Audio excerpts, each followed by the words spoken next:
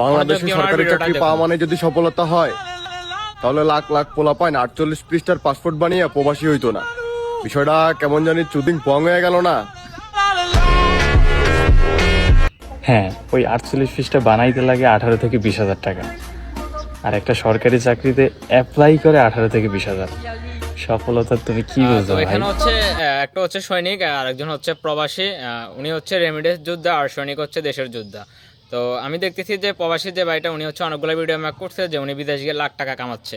তো আপনার লাখ টাকা কামাচ্ছেন না, ইজি ভালো একটা বিষয়, ভালো একটা কথা। সেম তেমনই হচ্ছে সৈনিকরা যেমন হচ্ছে মাস শেষে বেতন পাচ্ছে। আপনি লাখ টাকা যদি মাসে যদি আপনার লাখ টাকা কামান, তাহলে হচ্ছে আপনার বছরে হচ্ছে 12 মাসে 12 লাখ টাকা, 5 বছরে আপনি কামাবেন 60 লাখ টাকা। সেম এই 60 লাখের বেশি টাকা যখন একটা সরকারি চাকরি একটা সোলজার যখন পেনশনে যাবে তখন এই টাকাগুলো পাবে। এরপরে বিভিন্ন সুযোগ সুবিধা আছে, তারা হচ্ছে মিশন পাচ্ছে। মিশন পাইলে 70 থেকে 80 লাখ টাকা একটা সৈনিক পায়, ওইটা আপনাকে বুঝতে হবে। অতএব একটা সৈনিকের যেরকম সম্মান আছে, একজন প্রবাসীরও সেম সম্মান আছে। দুইজনও দেশের জন্য কষ্ট করতেছে, মানে কাউকে ছোট করে বলার কোনো মানে হয় না।